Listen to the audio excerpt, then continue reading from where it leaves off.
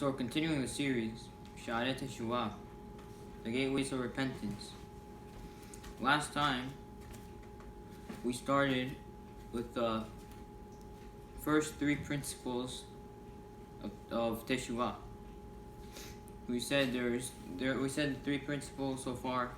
We said the first two that Ronnie mentioned was the ones that are it's the least the teshuva that's the least requirement in order to do teshuva. But we said there's higher levels, and we got into one of the extras, if you want to say. It's not exactly extra, it's to complete your teshuva. But what we said last time is the three main sins. There's abandoning the sin, doing the vidui, the confession, and it's also regretting. Those are the basic level of teshuva. But then we got into one that's on a higher level, and that is to actually to be distressed, to abandon, not to the distress, all suffering and upset. It bothers you that you've done it. So that was the first three principles of teshuva, and we're up to the fourth principle, teshuva. That's where we left off. So, up to Sha'ar Aleph, Saif, Tet Vav. So we continue. It says, Harevi'i, the fourth principle, Hasad b'ma'aseh, actively expressing pain. And we're going to see what does it mean to express pain. So Rabbi Ronnie is going to say, this is what it means. So first, Rabbi Ronnie brings he brings a source. This is a part of teshuva. So כמו שנאמר, וגם אתה נאום השם שהוא עדיי בכל ירחם ובשום ובבכי ובמספד. So it says in Yoel, even now the word of Hashem returned to me with all your heart, with fasting, with crying, and with sorrow and lamentation. So basically, so what does it mean to show that you're upset? Last time we said it's to be upset. Now we're saying it's to show that you're upset and you're suffering. So the difference is between being distressed over sin and actually showing outside that that you feel bad for your sin and you're upset about what you did. It could be from the inside. If it's from the inside, it's just okay. For sure, you know what you feel, but no other people might not be able to tell. But when it comes to this one, for example, when you're crying or anything else is an example of this principle, because you're showing that you're upset. If someone punches you in the face, you say "ow." That shows you just got hurt. Over here, when you realize you just did a sin, oh whatever. That's showing that you're upset about it. That's what it means to be upset and show outside about what type of sin you did. So now Rabbi Ronnie is going to explain why is this a part of our teshuva. Why is this stage? So ואמרו זיכרונם לברכה, הלב והעיניים שני עשר צורי החטא. So Hakamim זיכרונם לברכה said in Yerushalmi Merachot that that person's heart and eyes are the two brokers of sin. וכן כתוב ולא תטורח עליכם ועיניכם. So it says in Bamidbar, also as we say in Shema, you shall not explore after your heart and after your eyes, after which you stray.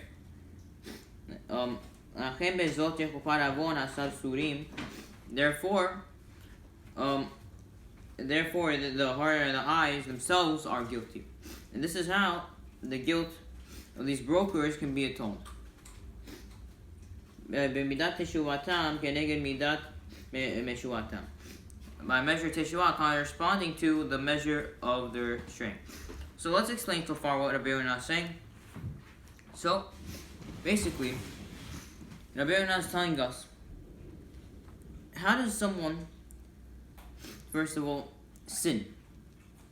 What leads him to sin? What's the foundation? How does he get this desire to sin? Where does it come from? The answer is, it comes from your eyes and the heart. Now, you're going to say, what about everything else? Okay. These are the two main things that cause someone to sin. With your eyes, because when you see something, you see a nice steak, you see something delicious, it makes a desire in your heart that you want to eat it now, all of a sudden, because you see it looks good, it's tasty. But without you seeing it, without you knowing about it, you can't just come out and say, you know where, I want a steak that's in McDonald's right now. Some pork. It's not going to come like that. If you see it, then you're going to desire it. And that's when it goes into the heart. So that's what Rabbi Yonah is telling us. These are the two, if you want, what Rabbi Yonah calls it, brokers of sin. This causes the sin. Because if not, then you won't sin at all. You won't come to sin at all. Similarly, so when one, it's basically meaning, this teaching us that one should not put himself into a test, a place where he doesn't have to, that he has to be testing himself. Meaning, it's because basically when you're looking at these bad things, you're looking at the wrong things. You're causing yourself this desire. You're supposed to try to avoid it as much as possible. You're not supposed to put yourself into a test. Because there's a thing, a halakha. If you have two ways you could go. You want to get somewhere. One way is shorter way, and the one way is the longer way. But one way, there's non-tenute women. The shorter way, it's non-tenute women over there. The other way, it's long way. But there's no non-tenute women. It's not as much, at least. Non-tenute women. So which way are you supposed to go? Okay, you'll say, okay, fine, you have to go the long way. But let's say you're a big tzaddik. You won't look at one. You just close your eyes, look down the whole time. So are you considered a tzaddik or what? The answer is, doesn't matter who you are. Doesn't matter if you are the greatest tzaddik, you go the long way. Why? And because why are you putting yourself in a situation that you're gonna come to sin? You might come to. Why do you want to put yourself in a situation that you're being tested? You're testing yourself. You're not supposed to test yourself without God actually giving you the test. So what happens over here is you're not supposed to put yourself into a test, and that's the whole point.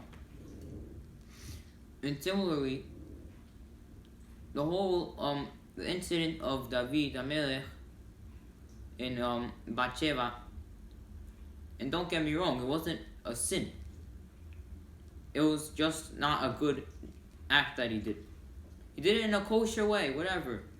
But how did it come about? What happened? The Gemara tells us that what happened was David HaMelech said to Hashem, and we say in the Amidah, in the beginning of Amidah, we say Baruch Atah Hashem Elokeinu ve'Elokei Avotenu Elokei Avraham Elokei Yitzchak ve'Elokei Yaakov. We say that the God of our Avot, Abraham, Yitzchak, and Yaakov. So David HaMelech was wondering, hold on, what about me? Why am I not a part of this Avot thing? I also want to be considered one of the I want to be the fourth one mentioned in Amidah. So Hashem told him, no, it's not so simple. You have to be tested in order to be able to get into this thing over here. So David HaMelech said, okay, fine. So test me. And that was where David HaMelech went wrong. With all the respect to him, he made a mistake. And what happened was, right, in that instant, he saw Bathsheba. And that's how that incident happened. So, the point is, he basically asked for the test. You're not, supposed to ask for a test. In fact, you're supposed to say it in the opposite. I don't want any tests at all. Although it's 100% sure you're gonna get a test, it's guaranteed. No problem. Like, as long as you're in this world, it has to be something that you've been testing by. But you're supposed to at least say, I don't want any tests. And if you test me, at least give me as easy as possible, because you don't want to take a chance. Because naturally or whatever, the odds of you sinning is great if it's a bigger test. The bigger, of course, the more likely. And you don't want to take that chance. So that's why you always have to pray to Hashem for if don't test me, or very easy test if you test me, whatever. If you ask for the test, you should know this. We know there's a rule. Hashem doesn't give people tests that they can't pass. There's an exception to the rule. When someone asks for a test, Hashem could give him a test that's impossible for him to pass. Why? Why is that so? Because he's saying, okay, Hashem, I could be tested. Do whatever you want. He's not saying he trusts himself. He says, I could pass. So Hashem has to say, I'll show you what it means that you could pass. And then you fail the test. And you're going to be punished for it also. That's the point. So the point is, don't ask for a test. And Abirana is telling us over here, don't try, though I'm trying to say over here to expound on Abirana's point is, these two brokers of sins, try to avoid them. Try not to look at anything as much as possible that not supposed to look at, because it'll lead to sins. Even if you're strong in this thing, as we're going to see soon, there's the famous Mishnah in Pirkei Avot, not to trust yourself until you die, but we'll get there. Hizat Hashem. So anyway, so that's what Abirana is saying over here. Then Abirana tells us something a little strange. How do you atone for these sins? By a measure corresponding to their strength. Basically meaning do teshuva. Do teshuva with your the hand, whatever. Let's say you sinned with your hand. Do teshuva with your hand. Or what is that supposed to mean? That the question is, obviously, when you do teshuva, do you say, "Oh Hashem, I'm sorry, what I've done with my arms. I ate non-kosher food with my arms. I've seen the wrong things with my eyes." You're not paying attention to the eyes, the arms. So what's Abirana saying over here? What does it mean to be that a person in his eyes and his heart, he's doing teshuva? So the answer, one explanation is that since all these things you've done, they were once agents of the Yetzer Hara, used to sin with these certain places, with your arms, your legs, whatever it may be, places you used to do averot with. So your teshuvah is not complete until you stop your sin, obviously. If you're going to come and say now, oh, so I'm done, I'm abandoning my sin, I'm abandoning my sins, one of the three basic levels of teshuvah, and you're not actually doing it, so what's the point? As I said last time, it has to be in your heart, you actually mean it. So, and what happens is, if you want to purify yourself to complete your teshuvah, so you have to stop what you're doing. So that's the point over here. So now, getting back to where we are, let's continue. Ki kaper avon evav ha'hata'im b'meriruto v'anhato. The guilt of the sinner's heart will be atoned by its bitterness and its sign. By it's causing that it to be broken because of his grief of the sin.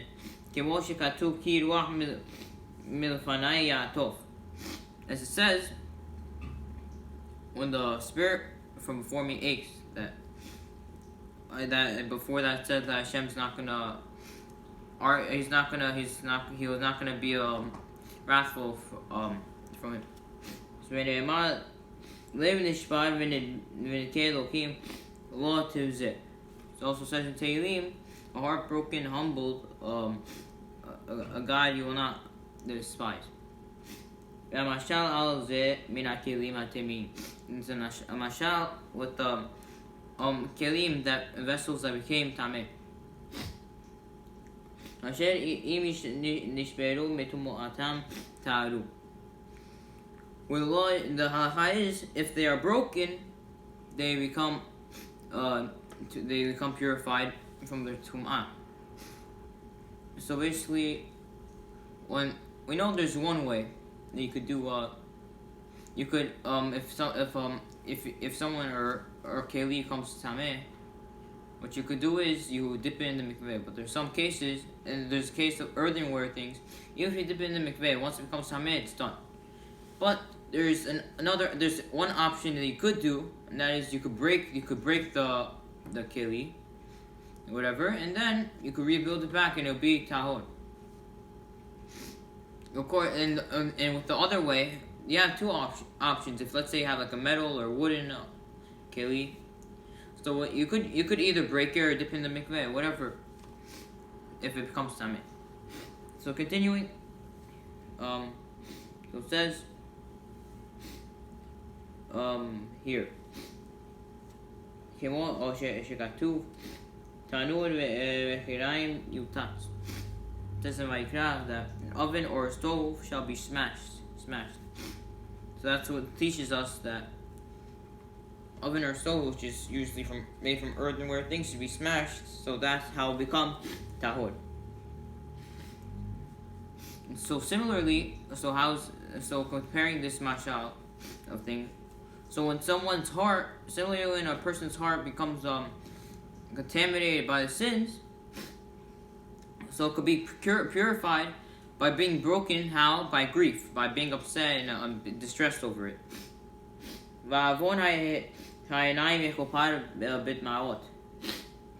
And the guilt in the sinner's eyes will be atoned through the tears that he shed. It says in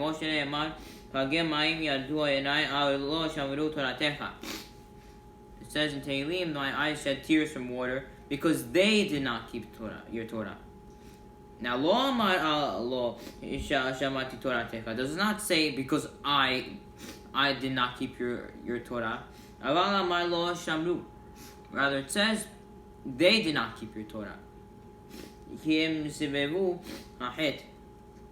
And they're guilty. Why? Because they brought about the sin. Because you looked with your eyes.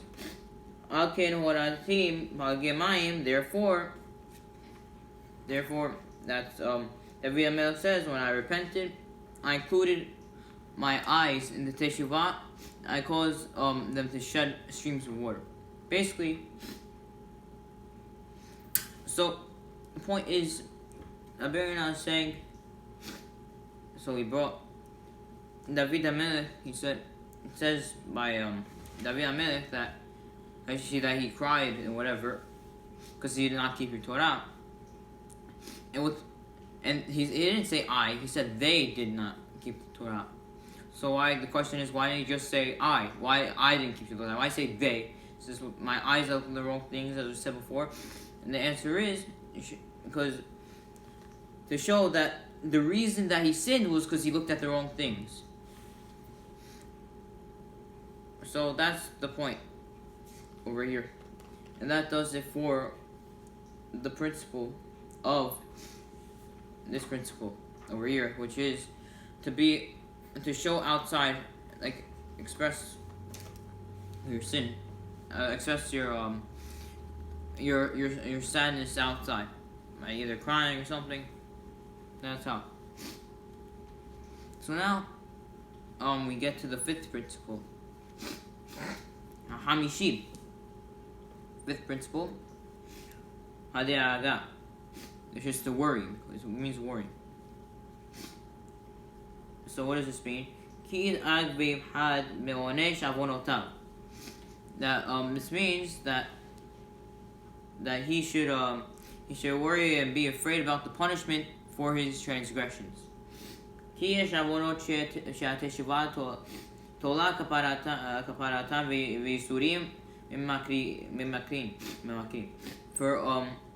For there are transgressions, for teshuva only does suspended atonement, and the affliction that it purges the sin completely. It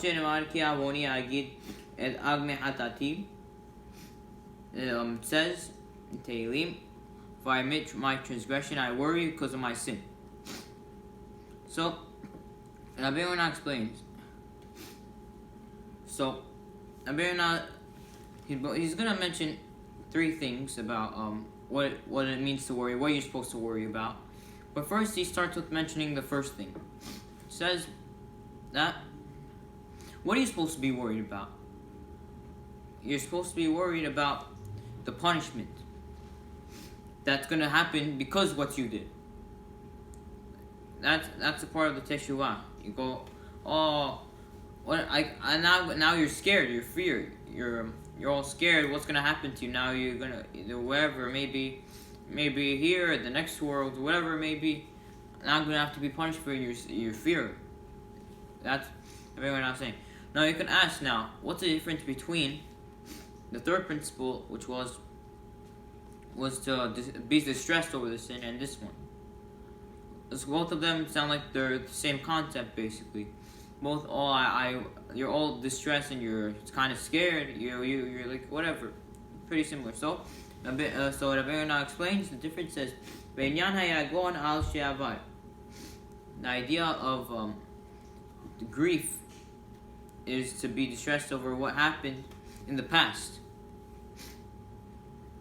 For example, meaning that one suffered as a result of his sins. So you already suffered in the past. The idea of worrying is to be concerned about the future, what's going to happen in the future. So the difference is between grief and over here worrying refers to the future. In the future I'm going to be punished, and grief is in the past or in the present I've been punished. So Rabbi Ronnie says, continues ve'od shenit yid'ag. Further, that the second thing you should worry about, ulai hu mekasir bechovat teshuva. Perhaps he's falling short the requirements of teshuva. Basar uva merirut uasum uva veki. With pain, bitterness, fasting, and crying. And fasting is actually a part of our previous principle, because it's showing outside that you're all upset. Even though people don't really know if someone's fasting or not, it's just making the concept of the previous one is of showing that you're upset. It doesn't have to be that people know about it. It has to be like a physical change or something similar to that you're making because of your upsetness. And that's the point. So that's why fasting is compared in our previous principle. So continue. וגם כי הרבה שערו ואכל הרבה וחטא. Even if he has felt much pain and he shed many tears over the sins, יזחל ויראה אולי לעומת זה הרבה אשמה. He should still tremble in fear. Maybe on the other hand, he has accumulated much guilt for the sins. ולא השלים חוקו את כל עונותו. So he's not fulfilled his requirement with all his affliction. ואשר יבכה בסום נפשו. And with all his crying and of his soul while fasting. ומי שהתבונן בגודל חיוב העבודה הבורא על יסוריו. One of those who understands the amount that one of the like how much he has to serve his creator rests upon his creations, that rests upon his creations. וכי קץ לרעת הממרה את פיו. One realizes the wickedness of one who goes against his word is without limit. However much he increases in his service to Hashem, so that he'll and he'll follow the ways of teshuva. So it'll seem insufficient to him. They'll all seem insufficient to him and too few in his eyes. So the second thing everyone else says, what else is considered part of worrying? The answer is, not only that, he's supposed to be realizing, maybe yes, I'm done teshuva, but maybe my teshuva is not enough. Maybe I didn't do enough teshuva. I didn't fully atone for my sins. Maybe I'm still gonna get some type of punishment. Maybe I didn't do. Maybe my sin was much greater. Because you have to understand, sometimes, even if you've done a big sin, or sometimes you don't know how much you've sinned, or you didn't realize how big of a sin it was, or whatever. So you didn't really know how big of a sin it was. So you don't know exactly how much teshuva you have to do for it. You're not sure. So what do? You do whatever teshuva, but you have to be worried. Maybe I didn't fully repent for it. Even if you've done a small sin. Because depending on the circumstances, you might get punished for a smaller sin. Let's say it was a very easy test, but you failed, you're going to get much bigger punishment for failing the test, because it's an easy test. Even if it was a small sin, it might be considered like a big sin. And of course the opposite as well. So you really don't know exactly how much teshuva a person has to do. So, and we have to always assume that we didn't do enough teshuva. Because if we think we already have enough teshuva done, so then there's going to be a problem. Then we might come to the next world. Why want to take a chance? If you really know what type of punishment you're going to get, so you really would not take such a chance. So, at least if you're a normal person. So that's the point. So the point is, you're supposed to think that you have to be worried. Not that you're just worried. Okay, I'm worried about the punishment itself. Also worried, maybe I didn't do enough teshuva. That's the next point. So Rabbi Ronnie continues. He brings a pasuk, teach us this. Mishle ve'amar shlomo alav shalom. Shlomo HaMelech alav shalom said in Mishle, Acham yare v'sad mera. A wise person is fearful and turns away from evil. Be'oro, which means, a wise man, af al pi shehu sad mera bechol ma'aseh kocho. Even though he turned away from evil with all his might, yira ve'azhal, he's still fearful and trembles. I'm concerned maybe perhaps he hasn't completed his requirement and he has not done. He has not been completely cautious about what was appropriate for him to do in the situation. So Rabbi Ronnie brings the pasuk that says, a wise person is fearful and turns away from evil. Now, what does that mean? A wise man is fearful and turns away from evil. So what Rabbi Ronnie is telling us, you know what it means? It's true, yes. He did turn away from his evil, but he's still scared. He's still fearful. He's still scared, which is what it says in the beginning. Fearful, then he turns away. But you could think it means that, you know what it means? Because he was scared, because he turned. The only reason he turned away is because he was scared. He was fearful. Maybe it could mean that. How does Rabbi Ronnie know that it means that he is still scared about what's going to happen? He's worried. Maybe I didn't do enough. Even though I turned away, yes.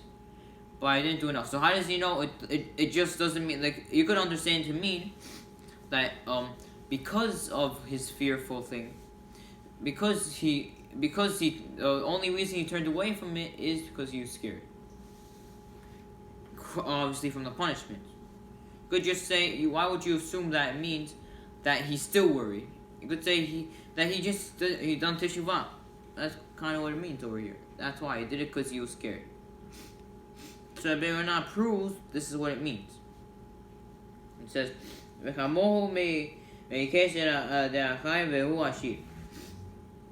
so another pasuk in Mishle says that there's something similar to this, is that it's better is a poor man who walks with innocence than one who perverts his way is rich. What does that mean? So a poor person who's innocent is better than a man who changes his ways, because even though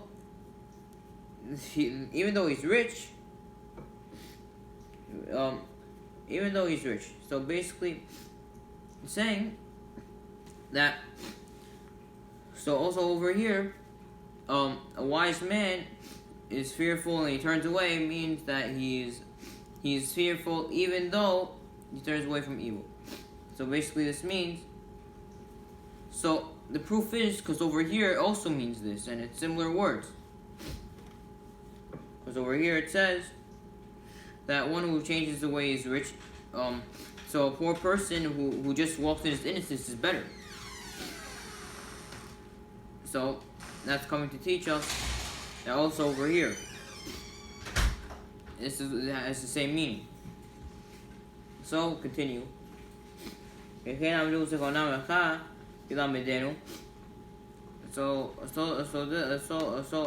Chachamim say in Midrash Tanchuma, Bilam is also referred to as so a name for Midrash Tanchuma, because many times it starts like that.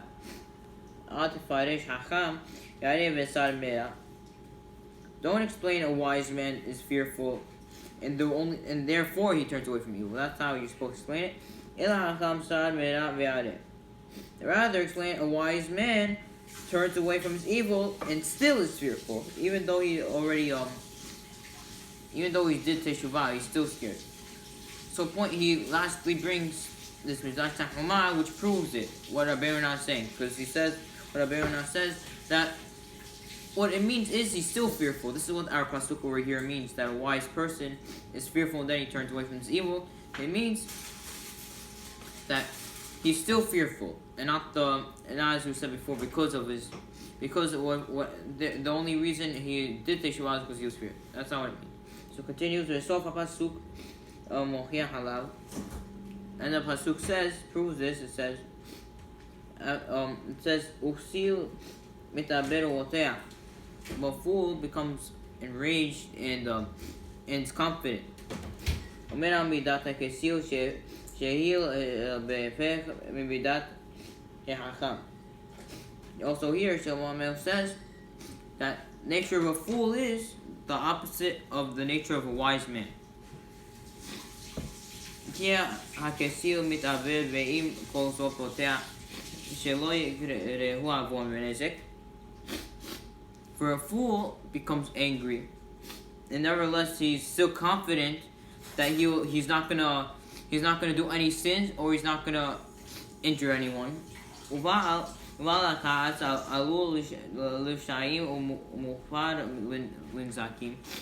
in truth, a short-tempered person is likely to commit offenses, and he's vulnerable to injuries. It says the man of wrath, of anger, is full of offense.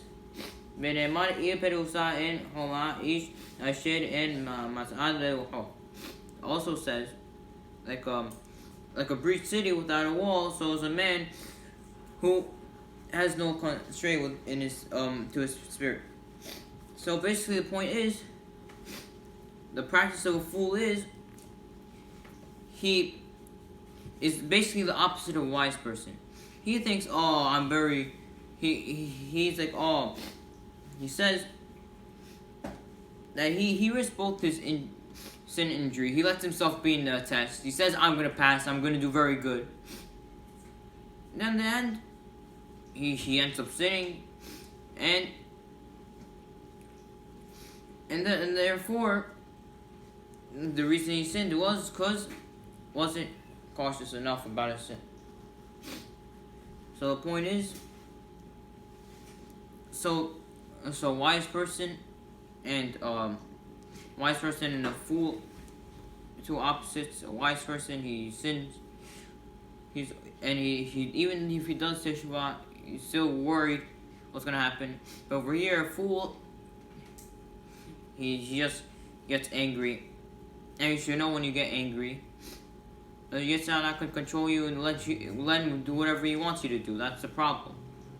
Because if anything, whenever someone gets mad, it depending, of course, on how mad he is. If he's very mad, could even kill someone if he really was that mad. But of course, now after that, once his anger goes away, what happens? So he's, oh, what have I done? He regrets doing it, because he only did it because of the time being, because he was angry. So that's the point. A foolish person gets angry. So that's what happens. He comes to sin. He comes to injure people. And that's the problem. He lets himself get angry. He's fearless. He doesn't care. So that's the point.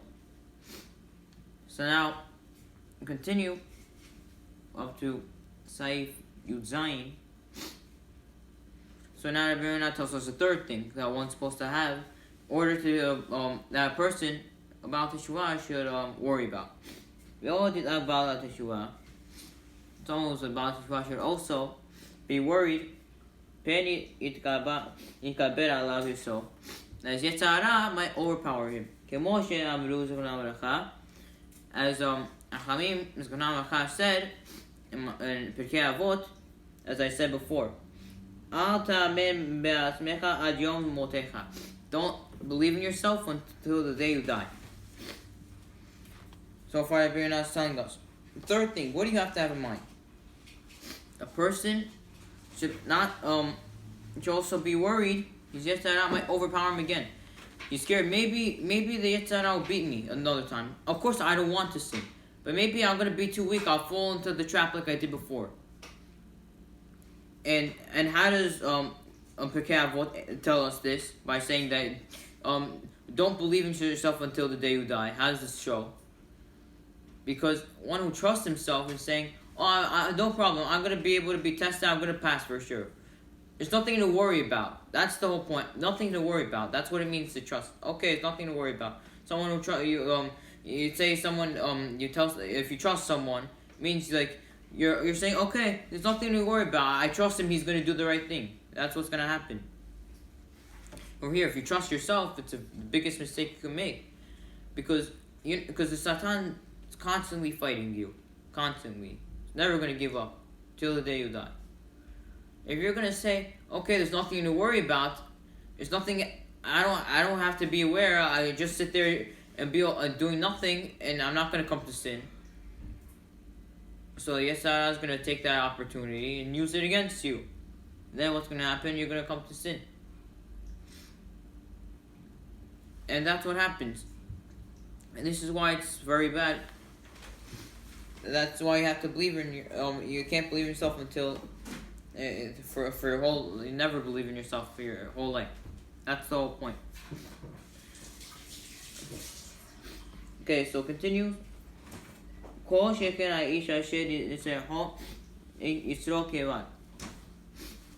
It applies to all people for sure, but more so for a man whose Yetzer Hara has already defeated him in the past, as we just said.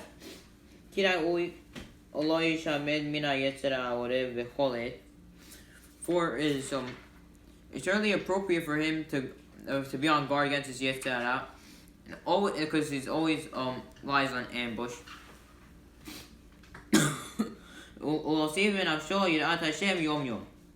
Then he should increase his fear of Hashem every day. And this will be his protector and his stronghold for him. Protect him בעבור עליו כל משברי היצר המתחדש לעתים. When he'll be washed over by the waves of the Yetzer Hara, when he renews himself against him regularly. So Rabbi Yonah is telling us over here. So let's say you are in the sins. So how do you stop? How do you get yourself not to sin? The answer is to increase Yirat Hashem every day. That's what you're supposed to do every day. As the Gemara in Kiddushin tells us that a person in Yetzer Hara, he renews himself every day. So what does that mean? According to one explanation, it means as one gets older and he matures. Like we know, when you're older and matures, when you get older and you mature, so things that you used to like to do, now you hate it, you vomit from it. You used to be attracted to you had many desires for this and this and that. Now what happened? Now you're not into it anymore. But so you could say, okay, I'm good. My test is over, I'm an old guy. I had no more desires for things. The answer is no. You know why? Because the Yetzer Hara always finds something new. Everything's always going to die out. You see, all these trends, eventually they die out and new ones start. There's a new trend. So obviously from the Yetzer Hara. So over here, just because one trend goes away, it doesn't mean you're finished. Another trend, another new thing starts. It doesn't matter who you are. You'll always be attracted to materialistic things, whether you're young or old. And that's what it means that it renews itself constantly. It always changes. It challenges the person until he dies with all these trends and all these things. So Rabbi Yonah refers to this as the waves of the sea, which never stop coming. Always waves of the sea, they're always going. And even if you beat the Yetzer Hara many times, you can't be sure that there are more to come. We have to be sure, of course, we have many more tests from the Yetzer Hara. Just because you won doesn't mean you're going to win again. So how do you stop this? Rabbi Yonah told us, combat this by increasing your Yirat Hashem. So that's the point. So that's what Rabbi Yonah is telling us. So now let's just quickly review what did Rabbi Yonah say. What's the three things that one has to have in order to what's the three things that's a part of this this principle of worry? Number one, he's scared that he's going to be punished for whatever act he did. Two, he may not have done his the amount of teshuva that was necessary. Maybe he lacked a little teshuva. And three, he's in danger. Maybe he'll be falling into the prey. He'll be of the Yetzer Hara another time. So that means, he doesn't want to fall into the Yetzer Hara again. He's worried about that. That's the three things one has to be worried about. So now, Rabbi Yonah is going to teach us a little bit of Mishle. ודיבר שלמה עליו השלום על דברי התשובה. שלמה המלך עליו השלום spoke about the matter of teshuva in Mishle, ופרט בו העניין הזה, and specifically mentioned the subject of this subject over here about worry. So, Rabbi Yonah is going to explain this whole thing about this pasuk, Mishle, and then he'll eventually arrive to the aspect of what we're talking about over here, which is worrying. So now, as an introduction to his words, Shlomo HaMelech said in Mishle 20:12, "Ba'alot tzadikim rabat tif'alet, ukum yeshayim yechupat adam." When the righteous exalt, there is much splendor, but when the wicked rise, victims are sought. So what does that mean? Perush. This means Hasadikim mefa'arim umchavedim bnei adam al kol ma'ala tova hanimset bahem.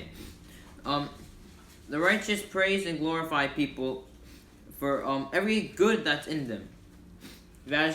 והרשעים מחפשים מומה בני אדם ושגיאותם להשפילם. But the Reshaim, they look for the faults and the errors of people in order to belittle them. ואף על פי שכבר יהיו המעשים ההם והחזרו בתשובה, even after they abandon their deeds and they've done teshuva. So, Rabbeinu says over here. So what does it mean that when the righteous they exalt, there's much splendor, and when the wicked rise, victims are sought? What does that mean? It means when the righteous people, you always see, even the biggest Asha, it's very interesting, there's always something good about him. It's like, it can't be. Every person, even the biggest Asha, has some good trait of his. It does. It depends. Maybe he gives a lot of charity. He's a very generous person. Maybe he's very humble. Maybe it's whatever. Maybe. So basically, meaning that every righteous people always praise those things, and that's actually. So him always look at what people have good about them, and this is a big key to becoming humble. A humble person. A humble person doesn't mean that you lower yourself. Doesn't just mean a humble person. What's the definition of humble? It doesn't just mean to lower yourself. Oh, I'm nothing. I'm not this. I'm not that. It also means to praise others. You say, this guy's the best. He does this. The other guy, he does that. This, that. You talk all about it. Now, of course, not so much in front of his face, because you don't want to get his gava up. But the point is that these are the tzaddikim. They praise people. They say this guy's good. That type be humble. Now, and why is he considered humble? Because you have the opposite way around. So someone who has gava and the shaim, they look to desecrate people. Oh, these guys, they look to make people feel bad. They say, even if this guy's the biggest tzaddik, they say, oh, you know what this guy did? He did this and this and that, all these bad things. He's not a good person. And that all comes from ga'ava. That's 100% ga'ava. It shows, okay, and these guys they do these things, and I don't do them, so they're bad. So that's what Rabbeinu is telling us over here. That's what it means. This pasuk that it says. So after this, Shemo says, "Mechaseh b'sha'av lo yasliach v'odeh ve'ozev yeruham."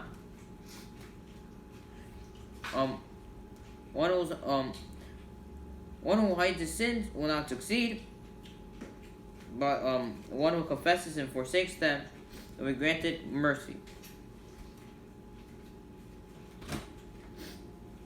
Perush.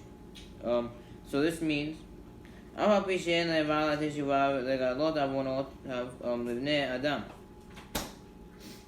about teshuva generally does not reveal his transgressions to people,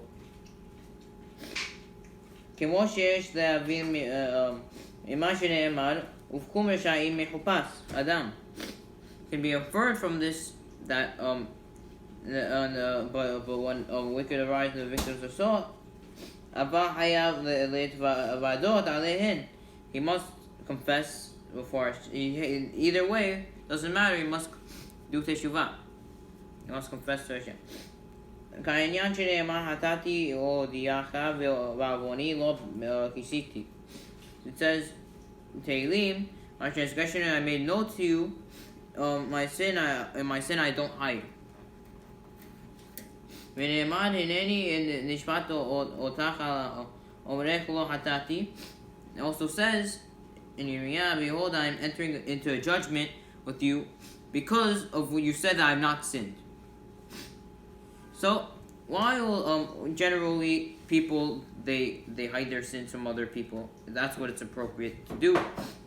One may not hide things from Hashem. You can't, and you have to admit what you did. So, what Rabbeinu is telling us is as follows: when it comes to people, the general rule is do not reveal your sins. Don't tell other people, I do this and this and that. Imagine you're in front of the public. I do this, I do this, I do that. What's the problem? You say, oh, I'm all this. You say, like, maybe you'll say, look, all this guy admits what he does. He's a good person, no? The answer is no. It's a big Hilul Hashem. You see, you do all these sins. Look at him, he does this, this, that. You're supposed to hide your sins. You're supposed to be embarrassed of it. And plus, it's a very big Hilul Hashem. So, point is, of course now, Hashem knows everything. We can't hide our sins from Hashem. Hashem knows every single detail of our life. So we can't hide it. So all we could do is, we do teshuva, obviously. That's why Bear not telling us. No exceptions. You're supposed to do teshuva, doesn't matter, sin. If you sin, that's what you have to do. So that's the general rule. General rule, don't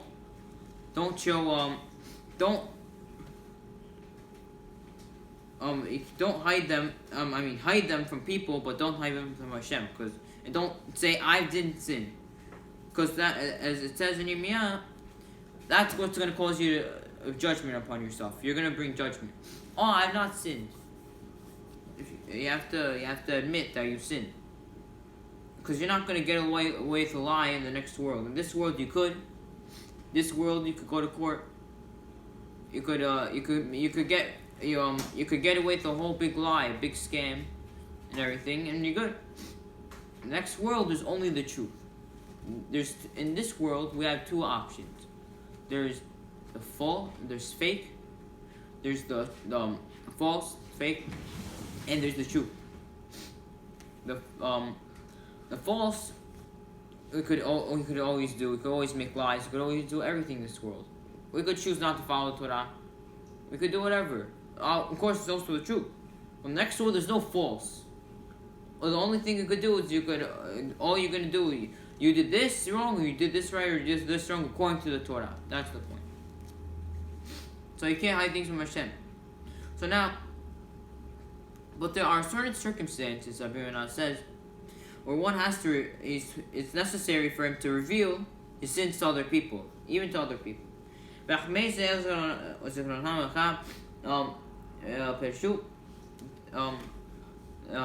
Yisrael said, Masechet Yoma,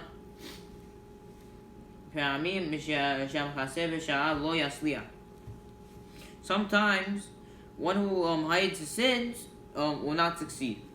This applies for the transgressions between Ben Adam Haviro, his man and his friend.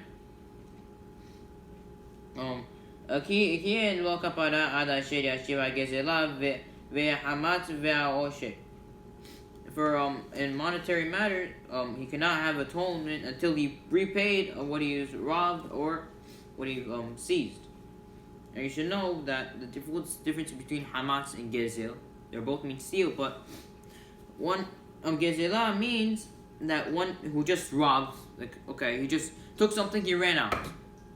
Gazlan, he just stole. That's it. Hamas means he stole, but he gave back in return. Meaning, he bought the house without against your will. He just said, "Here, take the money." He just took. He took one of your items. He threw the money in your face and he ran out. You never agreed to Never agreed for him for you to sell it to him. No. So that's the difference between Hamsan and Gazlan. That's the point. Anyway. So where was I? So you said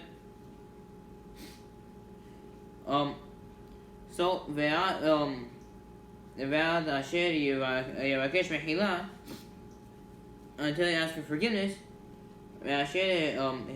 מאשר העסיק לו או הלבין פניו או סיפר עליו לשון הרע. For one who was aggrieved or humiliated, or about whom he spoke לשון הרע, או בעבירות שבין אדם למקום ונתפרסמו לבני אדם, or the transgressions between Ben Adam Makom, between a man and Hashem, known to people. כי העושה עבירות בפן Everyone who commits transgressions in public, that's he makes the Hilo Hashem. וחייב להתאונן ולהתאבל עליהם לפני בני אדם. And in order to do teshuva for this thing, of Hilo Hashem that he made, he has to mourn and be upset about what he done in the presence of other people, like Kadesh Tat Hashem, in order to make a Kiddush Hashem. So Rabbi Ronnie tells us there's exceptions to the rule, that there's cases where you're supposed to reveal to other people, not of course Hashem, but also other people that you've done something wrong. If you stole, we know. If you do it, if you have to give back the money, you have to give back the money, and if you don't give back the money, you're not gonna do teshuva for the sin. You have to, of course, you do teshuva, say I'm sorry. Okay. Actually, Hashem and the person then give back the money. It's retroactively, it's considered as if you never done it to begin with. So it's considered as if that thing never existed.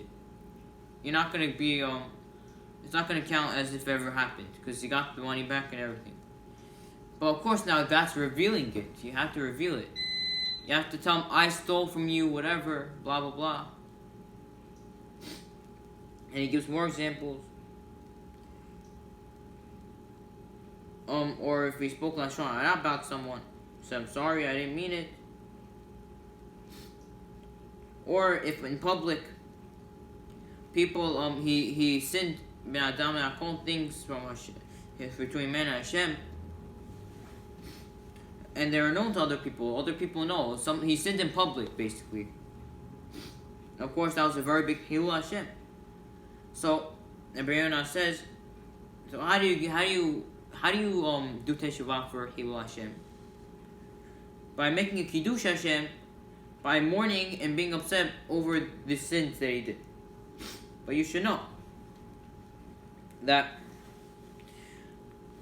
So basically, Rabbi Ronnie is holding like the opinion of the Ra'avad, that when one sins in public, ben adam na'akom thing, and the public know about it, so basically the teshuva also has to be done in public. And the reason is because the Ra'avad says that it's good for a person to suffer the embarrassment. The humiliation is going to help him do teshuva for it. So that's what Rabbi Ronnie holds like. However, so basically the Rambam, on the other hand, says you're not allowed to. You're not supposed to reveal your sins. If you sin in public, you're not supposed to reveal in public, because since there are people who do not know about the sin. There's some people, not everyone knows about it, and there's different people probably who don't know that you sinned. So that would actually increase the Hilul Hashem. So it could either, whoever, depending on who you hold like, so it could be a Kiddush Hashem and you're doing the right thing, or it could be the opposites, even a bigger Hilul Hashem. You show as I said before, you're showing you're sinning. The Rambam, however, he says not. But if one if you want, you can make a general confession about your sins, not going into details. So, yeah. So point is, Rabbi Ronnie is holding this halacha like the Ra'avad, who says that you're supposed, in order to do teshuva for certain sin, for the sin of doing it Hilul Hashem, you get embarrassed over here and show that you're doing it in Kiddush Hashem instead. So continues Rabbi Ronnie. Rabbi Ronnie says now that he cites Pesukim teach that certain sins require that one has to make them known when he repents. So, this is the meaning of what is written in Yirmiyah, for after my returning, I became remorseful. And the idea of becoming remorseful is to regret and to feel and to feel regret and pain. Listen.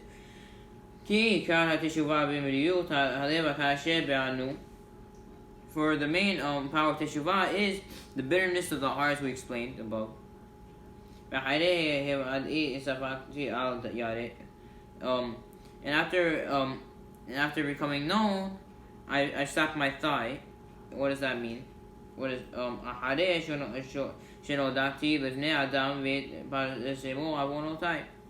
after I became known to the people and my transgression was publicized, I mourned with actions that are visible to people, such as slapping my thigh in anguish. To finish off with it,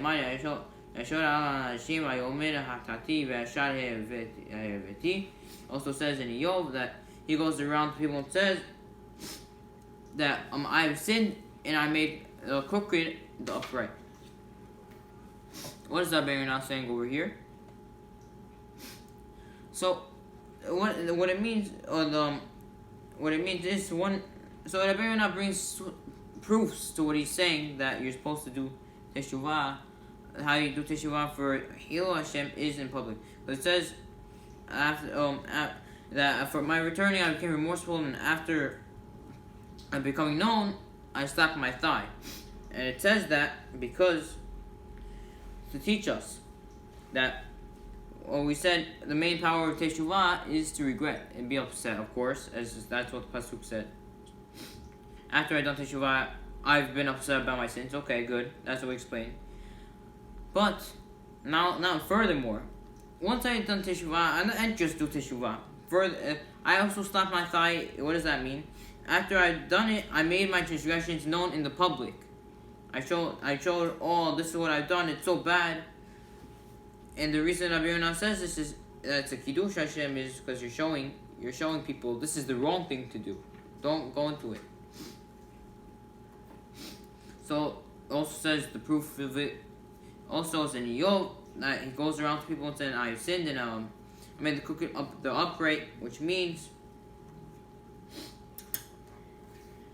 that the Gemara explains to this that this refers to one who sinned against his fellows, and he has to come and ask them for forgiveness. So basically, that means the bottom line is the two pesukim that Rabbi showed. It refers to the categories that one is required to make known his sins. So that's the point.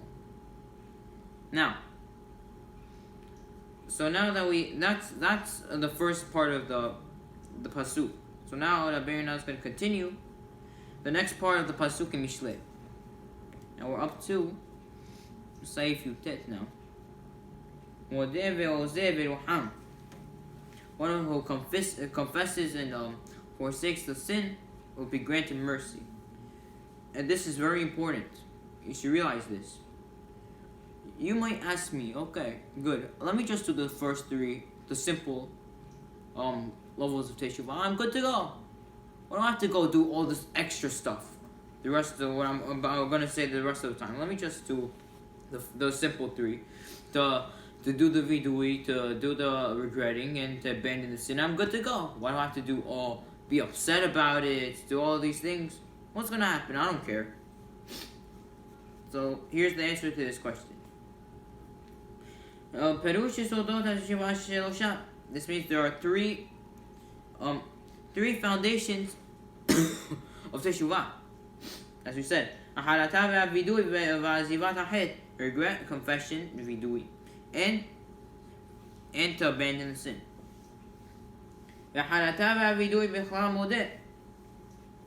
Regret and confession are both included in one who confesses.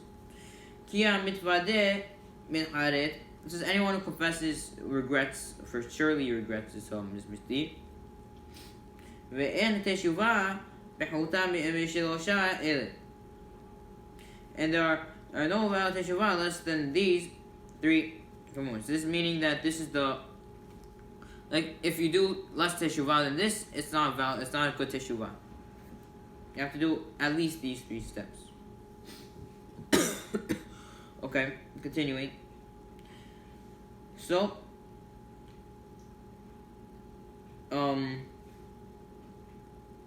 כי המתחרט ומתוודה ואיננו עוזב החטא, since one regrets and confesses but not forsakes the sin. דומה למי שטובל ושרץ בידו. It's like one who became tameh, and then he immersed himself in the mikveh with sheretz, the grass in his hand, and we said sheretz is one of the 8 animals that make you tameh and they're dead. Shelo, otah lo tevilah, was immersion. It's not effective for purifying him. We said last time that mashal about if you're going to sheretz with the mikveh, it's not going to help you. You're still going to be tameh, even if you're in the mikveh. Everyone who regrets, confesses, forsakes the sin, or he granted mercy, teshuva. By these 3 things is considered Baal teshuva.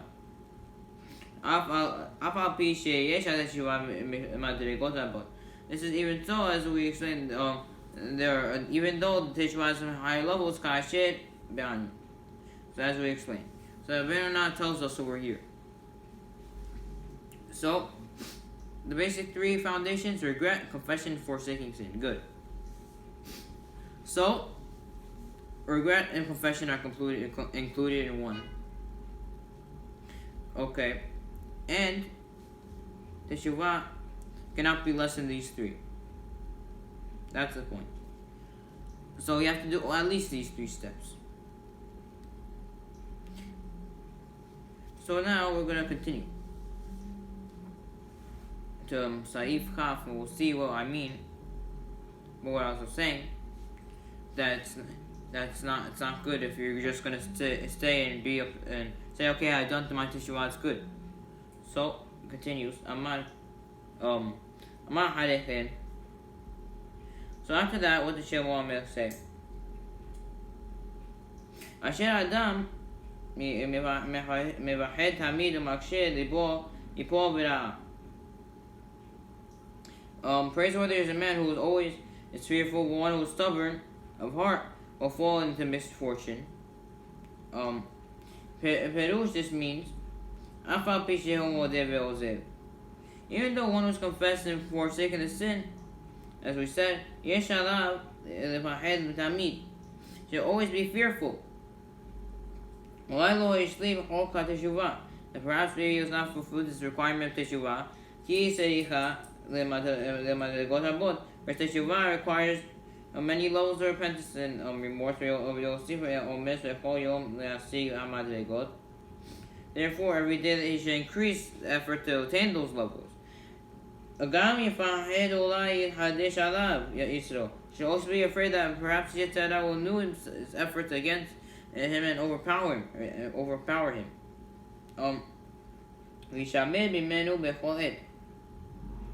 And he should therefore be on his guard against his Yetzirah at all times. And constantly increase his fear of Hashem within his soul, so that Yetzirah might so he might be able to withstand the challenge of Yetzirah. Also, so on the account of these fears, one should constantly pray to Hashem. That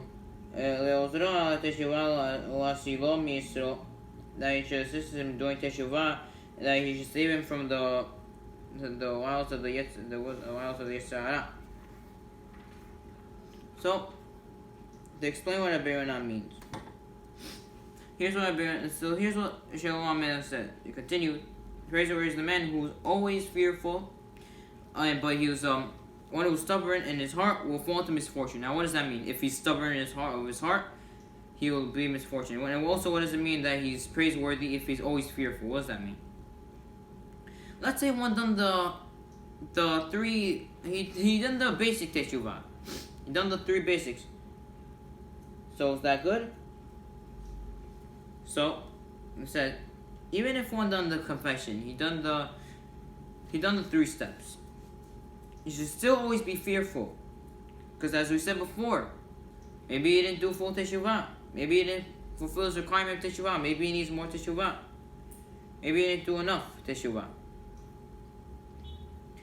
the proper teshuva requires many levels of repentance and remorse. So basically, every day, what you're supposed to do is, okay, fine, you've done the first 3 levels of teshuva, but you're supposed to try and attain the higher levels, the levels that we're explaining now, not just the basic 3. You have to try every time, because it's not it's not that simple. Just say, okay, I'm gonna do all the steps of teshuva. That's it. You have to actually mean what you're saying over here. So that's the point. So you have to try with the effort. Try to get through all these 20 principles that we're gonna say. You should also be afraid that his Yetzirah will renew himself. All times it could happen. So you have to increase your fear of Hashem. So you have to pray to Hashem, and He'll assist you in doing teshuva and from all the things of the Yetzirah. So that's the point. Okay, so continuing, Rabbi Ronnie explains the second part of what we're saying over here. So now this point is what I was saying. One who is stubborn in his heart will fall into misfortune. What does that mean? One who says to himself, I'm already fulfilled my requirements of teshuva. I already did it.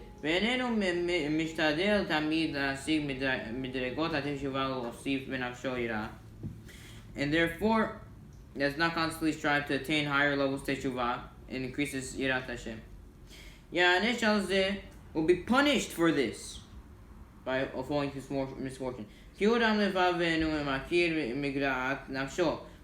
he has ga'ava, he's haughty, and he does not recognize his own shortcoming. He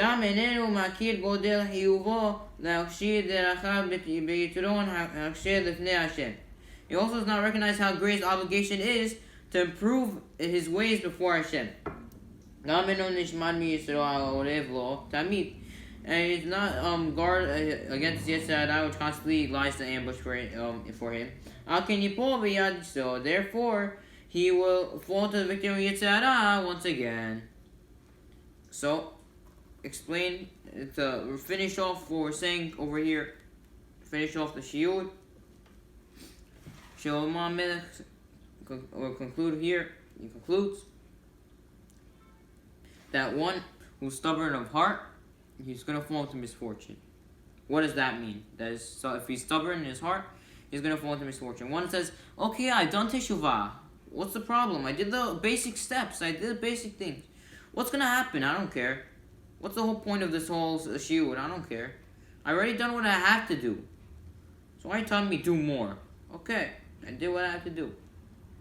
If you're not the point is, this is the basic level.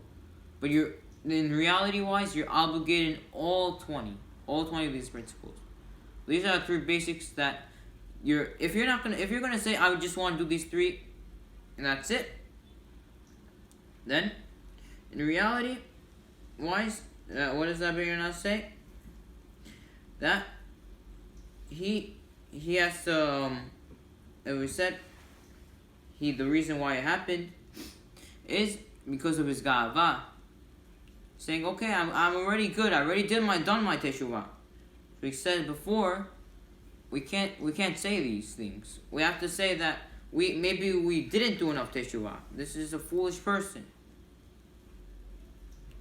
Because you're not striving to attain higher levels. So back to what I was saying, reality-wise, you have to do all 20 steps. But what he's saying over here is it's not. Of course, now you're supposed to. You have an obligation to try to get to these 26 steps. These 20 steps, but the first three is the obligation, and I think everyone could do get to that level of teshuva. So to wrap it up, so pasuk that one should conceal sins will not succeed. One who confesses and forsakes himself will grant mercy. What does it teach us? That the minimum requirement of teshuva is that a person should regret, confess, and forsake the sin. Good. Then we said, praiseworthy is the man who is always fearful, but one who is stubborn of his heart will be fallen to misfortune. Teaches that you cannot be satisfied with the minimum. Rather, even if you've done basic teshuva, one should still worry that he did not do enough. Otherwise, he's in danger. Maybe he'll fall into Yetzirah again. And we'll leave off here where we finished the 5th principle. Bezat Hashem will continue next time. And that's it.